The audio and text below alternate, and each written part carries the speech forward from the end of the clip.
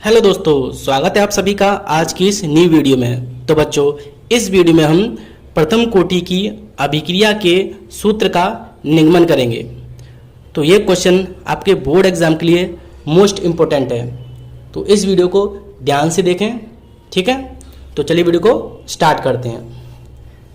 माना कोई रासायनिक अभिक्रिया निम्न प्रकार है। मैंने एक अभिक्रिया R2P यानी रिएक्टेंट अभिकारक से प्रोडक्ट यानी उत्पाद मान ली। अब बच्चों, प्रारंभ में मैंने R की जो मात्रा है, अभिकारक की जो सांद्रता है, वो मैंने मान ली A मोल प्रति लीटर। प्रारंभ में P आपका 0 होगा। आप इसे ऐसे समझ सकते हो कि मान के चलिए मैंने जल ले लिया और जल को मुझे जो है वाष्प में बदलना है। तो जब मैं इसकी शुरू में मात्रा लूँ 10 मोल प्रति लीटर, स्टार्टिंग में मैंने क्या किया, इसकी जो जल की मात्रा है वो मैंने 10 मोल प्रति लीटर मान ली, ठीक है। तो प्रारंभ में हमें वाष्प प्राप्त नहीं होगा क्योंकि हमने अभी जल की मात्रा 10 मोल प्रति लीटर ली है, तो वाष्प हमारा 0 प्राप्त होगा। जैसे ही धीमे धीमे करके समय बढ़ेगा, इसको हम गर्म करना शुरू करेंगे, तो यहाँ से जल जो है वो वाष्प बनना शुरू हो जाएगा। तो मान के चलिए यहाँ पर 2 ml जो है या 2 मोल प्रति लीटर वाष्प बन गया। तो यहाँ पर कितना रह जाएगा, यहाँ आपकी मात्रा रह जाएगी 10-2। फिर से जल की मात्रा मैंने ली 10 मोल प्रति लीटर, वाष्प कितना है प्रारंभ में 0। जैसे मैं इसको गर्म करना शुरू करूँगा तो जो जल है वो वाष्प बनना शुरू हो जाएगा। तो यहाँ से 2 आपका जो है मोल प्रति लीटर जल वाष्प में बदल गया। तो यहाँ कितना रह गया जल आपका 10-2 यानी 8 मोल प्रति लीटर। तो इस तरीके से इसको हम सॉल्व करते हैं। तो प्रारंभ में मैंने जो R है उसकी सांद्रता मान ली A मोल प्रति लीटर और आपका जो उत्पाद है वो आपका है 0। फिर T समय पर यानी कुछ टाइम बाद यहाँ से कुछ संख्या जो है वो वाष्प बन के इधर आ जाएगी, यानी अभिकारक की सांद्रता है वो वाष्प में बदल जाएगी। तो यहाँ से मान के चलिए X मात्रा वाष्प बन गई, तो यहाँ कितना रह जाएगा, तो यहाँ आपका रह जाएगा A-X मोल प्रति लीटर, ठीक है। जैसे यहाँ 10 था तो 10 से 2 इधर आ गया, तो यहाँ 10-2 रह गया। सेम A में से X वैल्यू आपकी इधर आ गई यानी उत्पाद बन गया, तो यहाँ आपका रहेगा A-X मोल प्रति लीटर। अगर अब इस अभिक्रिया का वेग निकालें तो अभिक्रिया का जो वेग है वो समानुपाती होता है किसके, अभिकारक जो है उसकी सांद्रता के। अभिकारक की सांद्रता कितनी है, हम प्रथम का डेरिवेशन कर रहे हैं तो उसकी सांद्रता है 1। अब अभिक्रिया का जो वेग होता है उसको हम dx/dt से व्यक्त करते हैं। ये आपका समानुपाती का चिन्ह ऐसे ही R, तो R का मतलब अभिकारक की सांद्रता। तो यहाँ से X तो वाष्प बन के उड़ गया, ठीक है। जो हमने A मात्रा ली है वहाँ से X तो हमारा क्या हुआ, उत्पाद प्राप्त हो गया। तो अब हमारे पास कितनी मात्रा जो है अभिकारक की बची है, वो आपकी A-X, ठीक है भाई। A में से X आपका उत्पाद बन गया, तो हमारे पास कितनी मात्रा बची, अभिकारक की A-X मात्रा बची।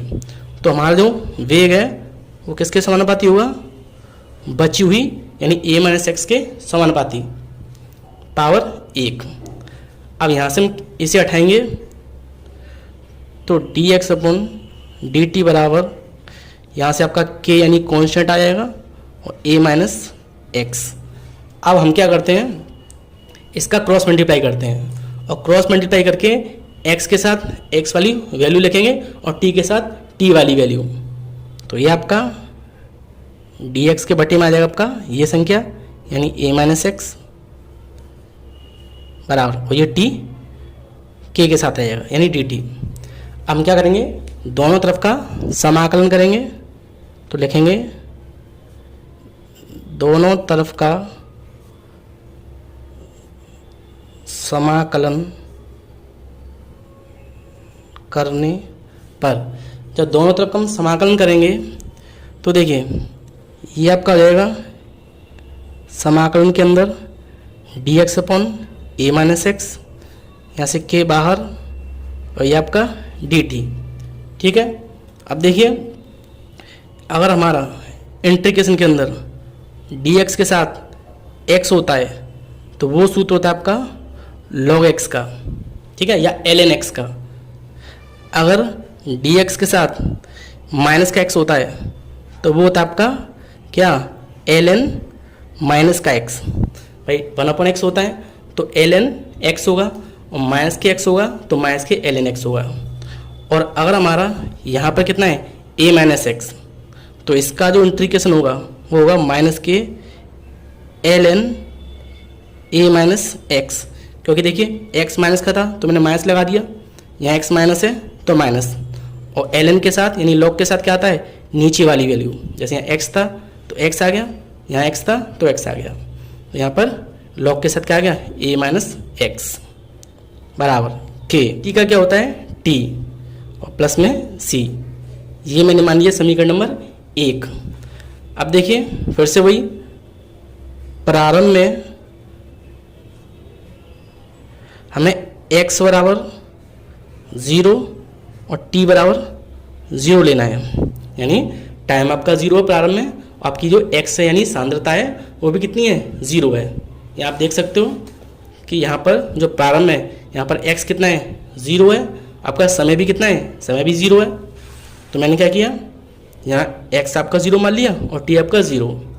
इन दोनों मानों को मैं समीकरण 1 में पुट करता हूँ, तो ये आपका माइनस ln ब्रैकेट में a माइनस के 0 x के ऊपर 0 बराबर k इंटू, और t कितना है, t भी 0 है, और प्लस c। ठीक है, और यहाँ से देखिए माइनस के ln कितना बचा, a, ये आपका 0 हो गया तो c। ठीक है, तो आपका जो ln निकला है माइनस के ln a बराबर c, यानी c और हम लिख सकते हैं माइनस के ln a। ये होगा समीकरण नंबर 2।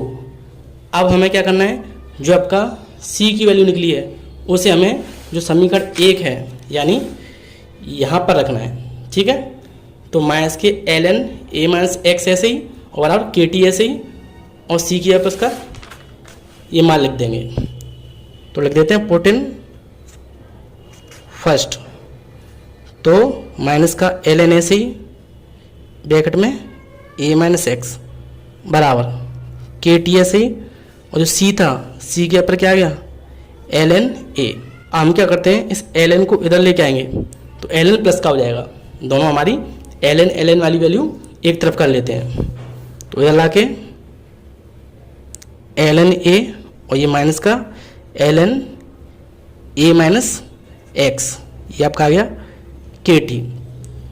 अब देखिए ln a minus ln a minus x, एक सूत्र होता है कि ln m और माइनस के ln a या n, इसको हम लिख सकते हैं ln m बटे n, यानी ln के साथ m हो और माइनस ln m हो तो माइनस में संख्या होती है तो बटे में आ जाती हैं लॉग के, यानी लॉग m बटे n।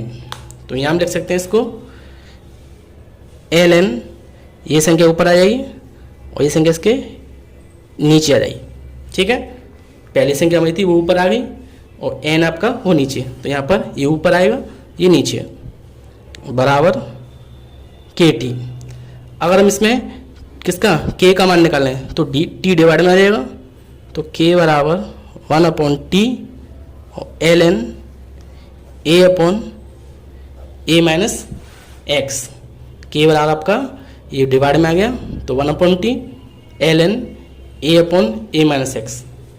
अब अगर हम इस ln को लॉग में चेंज करें, यानी जो ln है उसको हम प्राकृतिक ln को लॉग में चेंज करें, तो आपका k बराबर होता है 2.303 अपॉन t और log a upon a minus x. तो ये बन गया आपका प्रथम कोटि के सूत्र का डेरिवेशन। ठीक है, तो यहाँ जो आपका ln होता है, ln a होता है, उसको हम लॉग में चेंज करें तो उसकी वैल्यू होती है कितनी, ये ln a है हमारा, वो 2.303 लॉग a के बराबर होता है। तो मैंने ln को लॉग में चेंज किया तो उसको मैंने कैसे गुणा कर दिया, 2.303 से।